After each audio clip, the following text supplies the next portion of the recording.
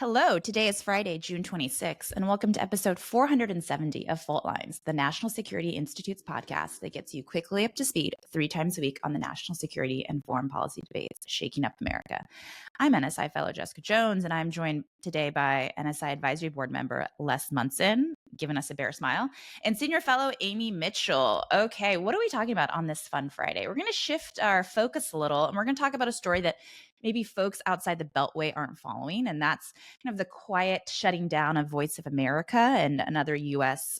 Government news agencies. There was a recent New York Times piece explaining how our adversaries, those in China and Russia, were jubilant at the news of the shuttering of Voice of America, and that we see, growing their efforts to displace what used to be U.S. information news services.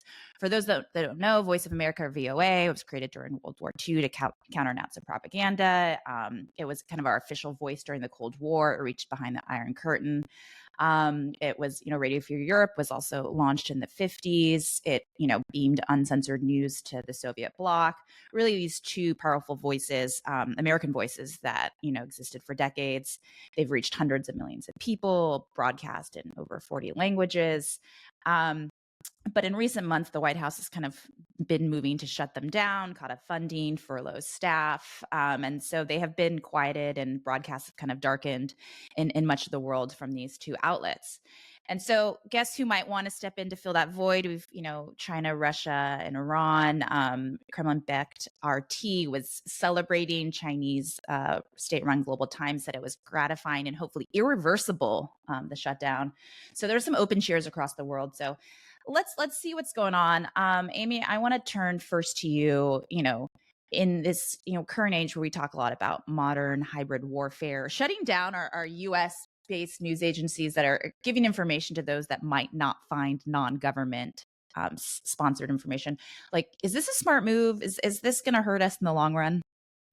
I think, Jess, it will. I'd like to think that we learned something from the shuttering of USAID, that just stopping something and cutting it off was probably not the right move.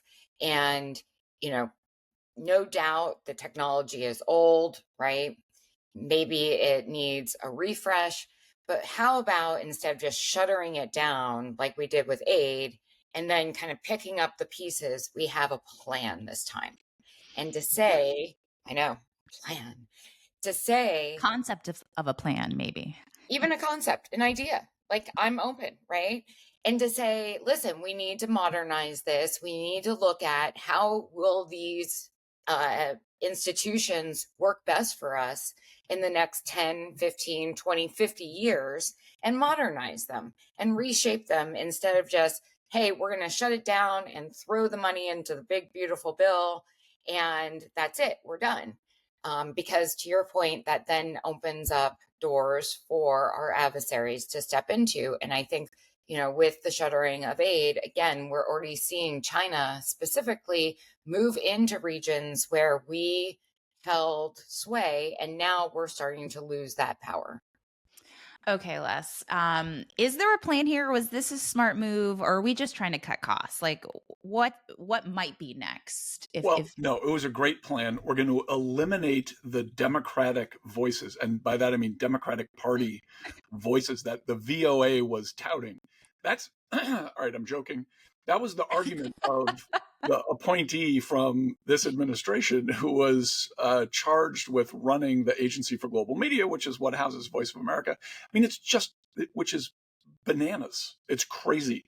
That makes zero sense. I totally agree with Amy.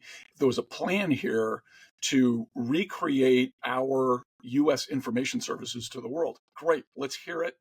That it is a completely different era than during the Cold War, when Voice of America and Radio Free Europe and these other entities really did a great job in countering communist propaganda. They were fantastic.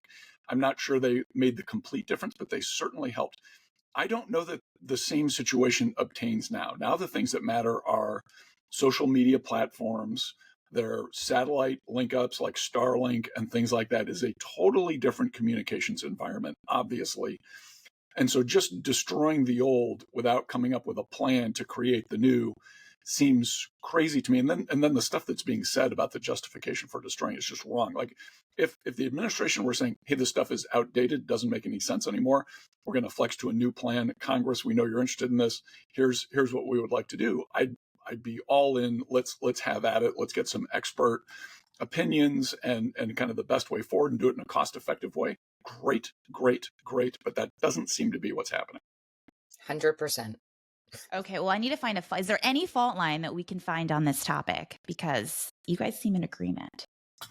Les, give me something. Give me something we can react to. All right, I'll give you something. Like this, the social media platforms thing is real, right? Like China bans all of our social media platforms, and there's this like crazy, kind of, like all of our political debates these days, it gets totally neuralgic, and the blue team versus the red team over Facebook, Instagram, Twitter, the Truth Social and Blue Sky or whatever the TikTok Threads or whatever the latest thing is. We should be promoting all of them. We're the only country, except for China, that is actually coming up with social networks and these media platforms, and they're a wonderful export, generally speaking. I don't care about the politics of who owns it or what their latest congressional testimony was or how people feel about their other businesses or any of that nonsense. We got to move beyond that and recognize these are a huge national asset.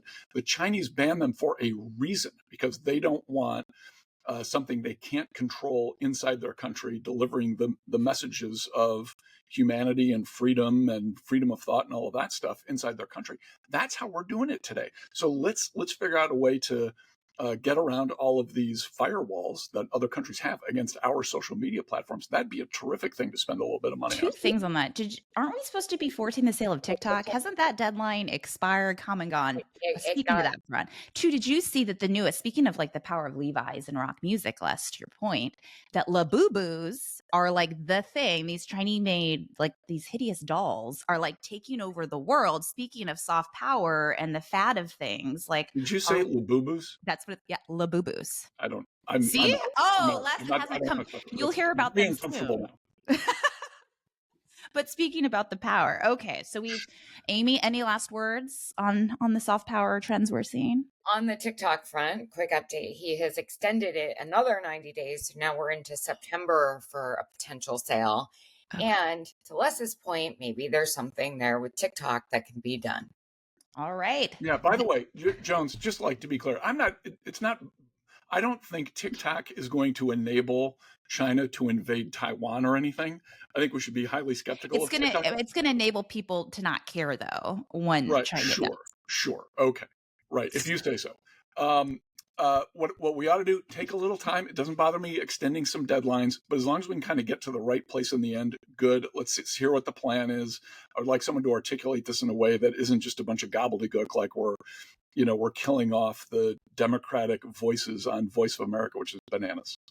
All right. With that, that's bananas. That's the end of our week. Thanks so much to Callie Crowley, Taylor Lane, Claude Jennings, and the entire team for their help in producing today's episode. Join us on Monday, June 30th for another episode of Fault Lines, the National Security Institute's podcast that gets you smart fast on the national security and foreign policy debates shaping up America. We're on YouTube. Check us out there. See where we live and work. And if you like what you heard or saw, be sure to rate, review, and subscribe.